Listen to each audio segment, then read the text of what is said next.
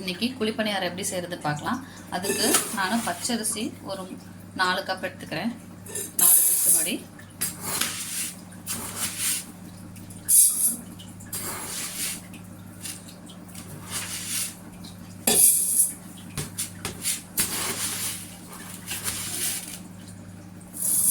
உளுந்து இப்போ 4 கப் போட்டிருக்கேன்னா 4 கப்புக்கு 1 கப்பு உளுந்து போடணும். 4 கப் அரிசிக்கு 1 கப் உளுந்து போட்டுக்கலாம். அடுத்து வெந்தயம் கொஞ்சம் சேர்த்துக்கலாம். வெந்தயம் இந்த அளவுக்கு சேர்த்துட்டு இப்போ இதை தண்ணி ஊற்றி ஒரு 3லேருந்து 4 மணி நேரம் ஊற வச்சு அரைச்சி எடுத்துக்கலாம். அரிசியும் உளுந்து வெந்தயம் போட்டு ஊற வச்சு ஒரு 3 தடவை நான் கழுவி எடுத்துக்கிட்டேன். இப்போ இதை நம்ம ஆட்டி எடுத்துக்கலாம். இதை நம்ம அரிசி கம்மியாக இருக்கிறதுனால நம்ம மிக்ஸி ஜார்லேயே போட்டு ஆட்டிக்கலாம். நான் அரிசி உளுந்து எல்லாத்தையும் ஒன்றா போட்டிருக்கேன். நீங்கள் அரிசி உளுந்து தனித்தனியாக போட்டு கூட மிக்ஸி ஜாரில் தனித்தனியாக அடித்து மிக்ஸ் பண்ணிக்கலாம். நான் மொத்தமாகவே ஒன்றா போட்டு எடுத்து இப்போ ஆட்டி எடுத்துக்கலாம்.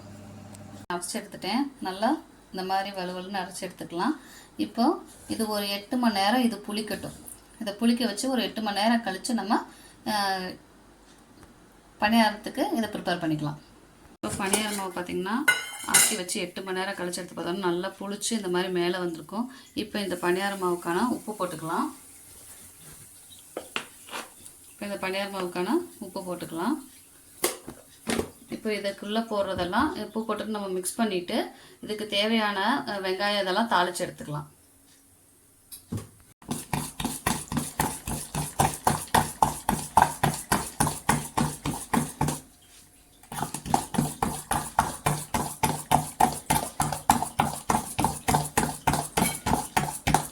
இப்போ மிக்ஸ் பண்ணிவிட்டு இதை ஓரமாக வச்சுக்கலாம்.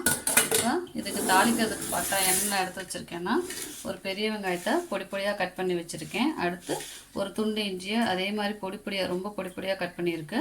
கொத்தமல்லி, கருவேப்பிலை, தேங்காவை துருவி வச்சுருக்கேன். இப்போ அடுப்பை பற்ற வச்சு கடாயை தூக்கி வச்சுக்கலாம். ஸோ இது காஞ்சனையும் எண்ணெய் ஊற்றிக்கலாம். காஞ்சிருச்சு. நம்ம எண்ணெய் ஊற்றிட்டு எண்ணெய் காஞ்சதும் கடுகு உளுந்தம் பருப்பு போட்டுக்கலாம். இப்போ எண்ணெய் காஞ்சிருச்சு. கடுகு உளுந்தம் பருப்பு போட்டுட்டு உளுந்தம் பருப்பு இன்னும் கொஞ்சம் சேர்த்தி போட்டுக்கலாம். தனியாக உளுந்தம் பருப்பு கொஞ்சம் போடுறேன். அடுத்து கடலைப்பருப்பு இந்த அளவு சேர்த்துக்கிறேன். இப்போ இது நல்லா வணக்கிடலாம்.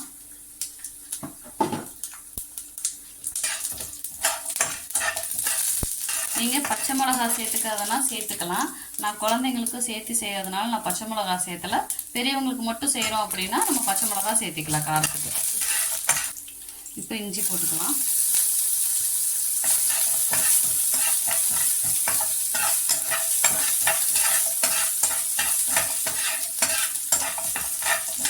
இது எல்லாமே சிம்மில் வச்சே வதக்கலாம். வெங்காயத்தை சேர்த்துக்கலாம்.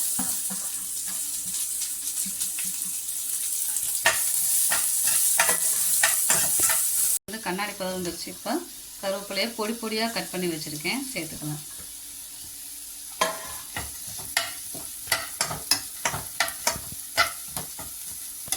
இப்போ வெங்காயம் நல்லா வணங்கிடுச்சு. இந்த ஸ்டேஜில் நம்ம என்ன பண்ணிக்கிறோன்னா துருவி வச்சுருக்க தேங்காவை சேர்த்துக்கலாம். துருவி வச்சுருக்க தேங்காவை சேர்த்துட்டு நல்லா வணக்கிக்கலாம்.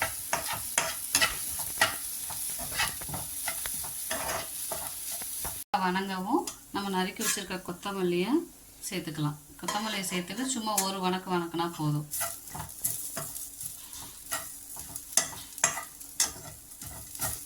இப்போ இது நல்லா வணக்கியாச்சு. இப்போ அடுப்பு ஆஃப் பண்ணிவிட்டு இந்த வணக்கி வச்சுருக்கிறது எல்லாத்தையும் நம்ம இந்த மாவில் சேர்த்துக்கலாம்.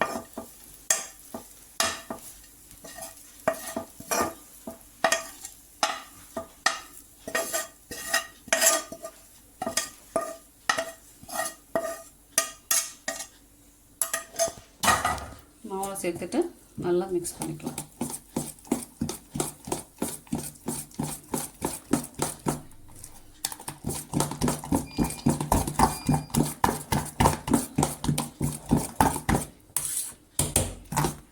மாவு மாவு நல்லா இந்த பதத்துக்கு இருக்கணும். ஊற்றப்ப ரொம்ப கெட்டியாகவும் இருக்கக்கூடாது, ரொம்ப தண்ணியாகவும் இருக்கக்கூடாது. இந்த பதத்துக்கு இருந்து இப்போ நம்ம பணியாரம் ஊற்றிக்கலாம். வச்சு பணியாரக்கல் எடுத்து வச்சுக்கலாம். பணியாரக்கல் நல்லா காயட்டும். நல்லா காய்ஞ்சதுக்கப்புறம் எண்ணெய் ஊற்றிக்கலாம். பணியாரக்கல் காஞ்சிருச்சு, நம்ம எண்ணெய் ஊற்றிக்கலாம். நம்ம தேங்காய் எண்ணெய், நல்லெண்ணெய் இல்லை நெய் எதில் வேணாலும் ஊற்றிக்கலாம், சுட்டு எடுத்துக்கலாம். நல்லெண்ணெயில் சுட்டோம்னா நல்லா வாசம் இன்னும் நல்லாயிருக்கும். நல்லெண்ணெய் தேங்காய் எண்ணெய்க்கும் நல்லா வாசமாக இருக்கும்.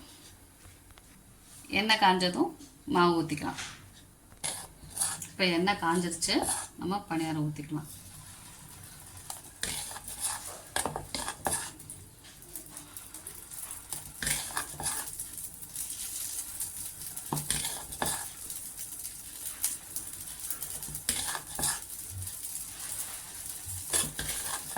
இந்த மாதிரி எல்லா குழியிலையும் ஊற்றி எடுத்துக்கலாம். இப்போ இதை மூடி போட்டு சிம்மில் வச்சு மூடி போட்டு வேக வைக்கலாம். அப்போ தான் நல்லா எல்லா பக்கமும் வேகும்.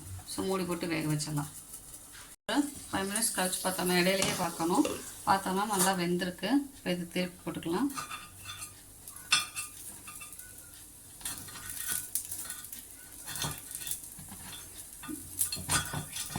இது மாதிரி எல்லா பணியாரத்தையும் திருப்பி போட்டு வேக விட்டுக்கலாம்.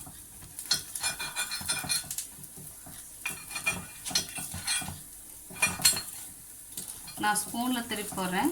நீங்கள் வீட்டில் இந்த சிலுக்கல் இருந்தாலும் திருப்பி போட்டுக்கலாம், இல்லை ஃபோக் வச்சு எது வேணாலும் நம்ம வச்சு திருப்பி போட்டுக்கலாம். இப்போ இதை திருப்பி போட்டு திருப்பி நம்ம என்ன பண்ணலாம், மூடி போட்டு ஒரு 2லேருந்து 3 நிமிஷம் வேக விடலாம். ஒரு 3 மினிட்ஸ் கழிச்சு ஓப்பன் பண்ணி பார்த்தோன்னா திருப்பி பார்த்துக்கலாம். நல்லா வெந்திருக்கு. இன்னும் ஒரு 2 நிமிஷம் கூட வேகட்டும். ஏன்னா நம்ம உள்ளே இருக்கிறதெல்லாம் வேகணும்ல. இன்னும் ஒரு 2 நிமிஷம் வேகட்டும். மூடி வச்சுக்கலாம். திருப்பி 2 மினிட்ஸ் கழிச்சு ஓப்பன் பண்ணி பார்த்தோன்னா நல்லா வெந்திருக்கு. இப்போ நல்லா வெந்திருக்கு. இப்போ இதை எடுத்துடலாம்.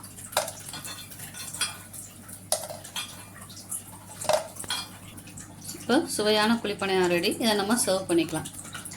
நம்ம கார சட்னி, தேங்காய் சட்னி எது கூட வேணாலும் நம்ம சர்வ் பண்ணிக்கலாம். உங்களுக்கு இந்த வீடியோ பிடிச்சிருந்தா மறக்காமல் சப்ஸ்கிரைப் பண்ணுங்கள், லைக் பண்ணுங்கள், ஷேர் பண்ணுங்கள். தேங்க்யூ.